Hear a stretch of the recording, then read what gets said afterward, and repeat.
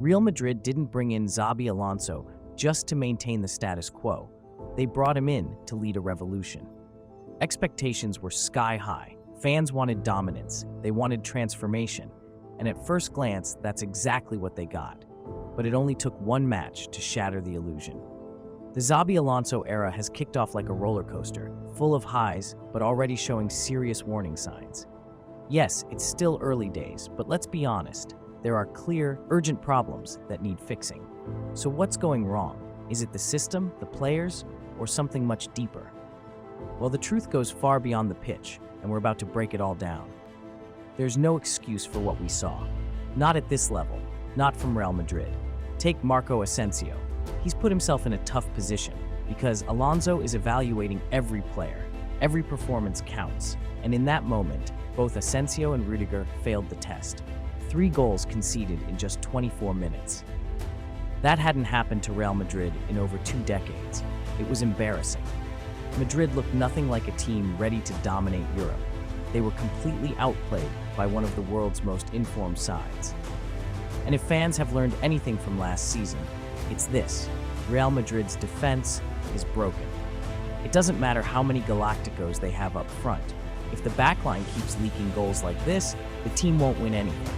Just look at their recent European form: a 1-0 loss to Lille, a 2-0 shutout by Liverpool, a humiliating 3-1 defeat to Milan at home, and then came Arsenal. 2 matches, 2 demolitions, but the real heartbreak? El Clasico. Real Madrid weren't just beaten by Barcelona, they were humiliated. 4 matches, 4 big losses, each one more painful than the last. Injuries haven't helped either. Dani Carvajal suffered a brutal ACL tear. Militao and David Alaba have been in and out with constant setbacks. That's left Alonso with just Rudiger and Asensio as his main center-backs. And while they give their all, they're simply not enough. Madrid's defensive collapse isn't just bad luck, it's structural. It's been exposed over and over again by elite teams. And now, it's Alonso's responsibility to fix it. To their credit, Madrid did make a smart move, signing Dean Huijsen. The young defender from Malaga's academy has shown exactly why he was brought in. He's not just a stopper, he's a builder. Calm under pressure, strong in the air, technically gifted. He breaks lines with his passing, launches attacks with his dribbling, presses high and reads the game like a veteran. In short, he's the future. But there's a catch. Huijsen might be the real deal, but he can't fix this on his own. The bigger concern? The players already in the starting squad. Let's talk about Asensio again. Against PSG, he made a mistake that no defender should make, trying to control the ball on his own penalty spot against one of the best pressing teams in the world. Then botched his first touch. It was shocking. Worse still, he got himself sent off just 7 minutes into the match against Pachuca. That could have been catastrophic in a bigger game. Asensio is quick and aggressive, sure, but he's also reckless and unreliable when it matters most. And Rudiger? 3 minutes after Asensio's error, he made one of his own. A lazy pass, a missed connection, and suddenly, Dembélé completely lost the plot on PSG's 3rd goal. He abandoned his position, left a map. Asensio and Rudiger's individual mistakes cost Madrid the game, but full credit to Luis Enrique and PSG. Their high-intensity press was brutal, surgical, and Madrid's defenders simply couldn't cope. That's the real issue. Madrid's backline can't handle pressure. High-pressing teams expose them every single time, and if Real want to compete at the highest level, that simply has to change. Yes, Madrid's defense is a disaster right now, but the good news? It's fixable. Dean Huijsen was a smart addition, no doubt. But expecting a teenager to anchor Real Madrid's entire defense?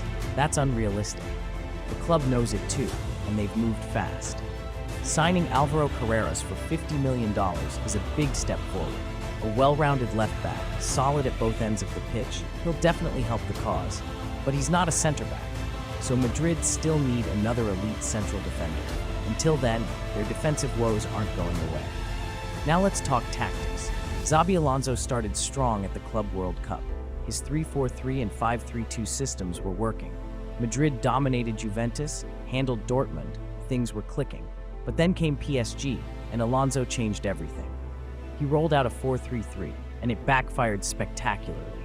Madrid were overrun, outclassed, and tactically exposed. That setup doesn't suit this team, not right now. They look disjointed backs, with Tchouaméni playing as a libero between Rudiger and Huijsen.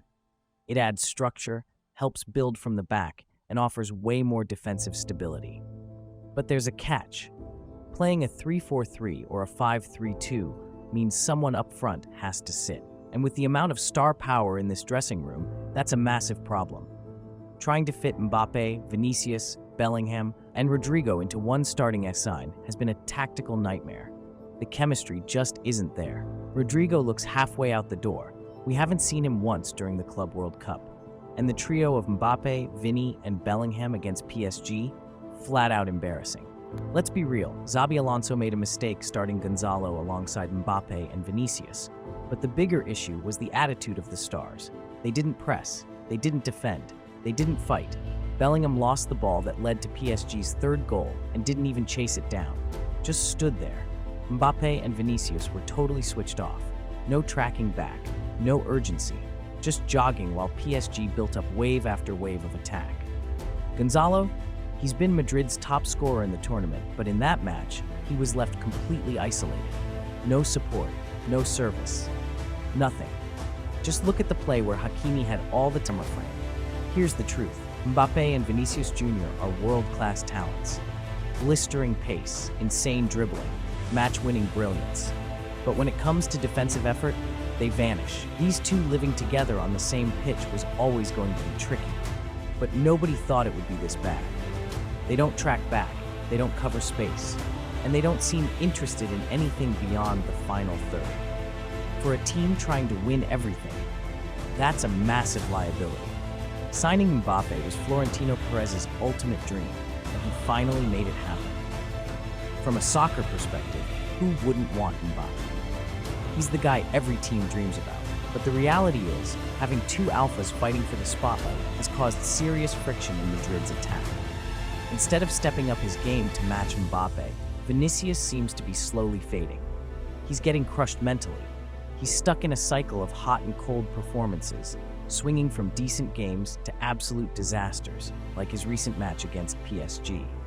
Vinicius spent 65 minutes on the pitch without even taking a single shot. He tried just one dribble, completed only 10 passes, and lost the ball 7 times before Alonso finally subbed him off for Brahim Diaz.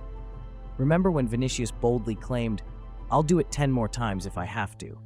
They're just not ready, after missing out on the Ballon d'Or last October. Since that statement, his performances have gone completely downhill. But what Xabi is doing right now is crucial. He's moving away from blaming individual players and shifting the mindset toward a true team mentality. One where everyone wins together and everyone loses together. No more scapegoats, just collective responsibility. Mbappe, for you, how much room for improvement does this team have for the future? And honestly, apart from maybe the summer heat, there's not much of an excuse. Especially not when they're matched up against players like Ousmane Dembélé, Désiré Doué, and Kvicha Kvaratskhelia, 3 attackers who are famous for pressing aggressively and working hard defensively. Madrid learned the hard way what happens when your best attackers don't defend. It creates a chain reaction of problems for the entire team. Even Luis Enrique, Mbappe's old manager at PSG, practically begged him to put more effort into defending. But Mbappe just doesn't seem interested or even capable of following those instructions. Even Thierry Henry has already pointed out that Mbappe doesn't press or do any defensive work. On top of that, he plays with laziness and doesn't put in extra effort, not even in attack. Bottom line, having 2 attackers who barely defend makes it tough for the rest of reality. Mbappe spent years making Real Madrid beg for him. He spent years chasing the Champions League. He lost a final with PSG. He played alongside Neymar, Messi, Dembélé, Barcola, Vitinha, some of the best players in the world, and still couldn't lead that team to European glory. His obsession with winning the Champions League and a Ballon d'Or finally led him to say yes to Madrid. But now, in his first season with Los Blancos, the team has completely fallen apart. And the moment Mbappe left PSG, Luis Enrique's team suddenly became the first in years. With a real shot at winning a septuple, they already secured a treble this season, playing a total team football style built on sacrifice, effort, and unity. Exactly the kind of football Kylian was never willing to play. Because Mbappe was the problem at PSG. He brings attitude issues. He arrived at Madrid and shook the locker room. He broke the balance that existed with Vinicius and Bellingham. He disrupted the attack and drained the team's competitive spirit. Ever since Mbappe stepped into the Real Madrid locker room, things have gotten complicated. Vinicius Jr., who used to be unstoppable, saw his form drop immediately. Jude Bellingham's performances also took a hit, and he's even gotten into arguments with both Mbappe and Vinny during games. Whenever someone misses a pass or makes a mistake, things get heated real quick. But honestly, Jude himself hasn't exactly been at his best this season either. Let's put this into context. Back in the 2023-24 season, Jude was a monster, 23 goals and 13 assists. But fast forward a year, and he only managed 14 goals and 14 assists. On paper, it might not seem like a huge drop, but if you watched him play, you'd know it's a different story. He's completely vanished in the big moments. That box-to-box midfielder who dominated the game has disappeared, and the PSG game made that painfully clear. It's been over a year since we've seen Jude at his best, and now he's out for another 3 to 4 months recovering from shoulder surgery. Maybe these lingering injuries are why he's been struggling. But as of today, Bellingham looks totally lost out there. He's constantly throwing up his hands, failing to track back on defense, out of sync with teammates during the press, and always rushing forward to score goals at all costs. It feels like Jude's desperate to shine on the score sheet rather than focusing on helping the team. Right now, he's not pressing, not defending, and honestly not even contributing much offensively. Right now, Xabi Alonso has to figure out how to handle this mess. Should he bench one of his to send a message? Or can he find a way to bring back that fire and balance to Madrid's front line? Either way, the pressure's on Alonso to fix this, and fast. Right now, Real Madrid still looks flat and predictable. But let's face it, they've got some serious attacking options with Hendrick, Gonzalo Garcia, Brahim Diaz, Mbappe, and Vinicius all in the squad. It's not like they lack firepower, and honestly, aside from Rodrigo, who's pretty much out the door, none of these guys are leaving anytime soon. Here's the deal. Mbappe and Vinicius just aren't clicking on the field. Fine, sit one of them. It might sound crazy, but starting matches with either Vinicius or Mbappe on the bench could actually solve a ton of issues. Before Mbappe returned to the lineup against PSG, Madrid wasn't spectacular, sure, but at least they had some clarity. They had structure. And that structure, the moment Mbappe stepped onto the pitch, from the very start, it completely fell apart. Of course, in some ways it's on Xabi too, for taking the risk and changing the very system that defines him as a coach, switching to a 4-3-3 with 3 forwards. But the most important thing is what Xabi has learned over these past few weeks. Yeah, in some ways, this wraps up a historic season for Real Madrid, in the worst possible sense. The Club World Cup officially marked the end of Madrid's 2024 to 2025 campaign, and what a nightmare it's been. They tried shaking things up by bringing in Xabi Alonso last minute, hoping he could fix the mess. But even he couldn't stop the bleeding. Madrid finished 2025 empty-handed, losing out on all 5 trophies. It doesn't matter how big the name or huge the paycheck. The good news? Madrid already has the pieces to build something special, even without Mbappe and Vinicius. Look at the defense. Alexander-Arnold, Huijsen, and Rudiger can hold it down. Plus, there's strong talk about bringing in Ibrahima Konate. Fran Garcia and Alvaro Carreras add balance and depth.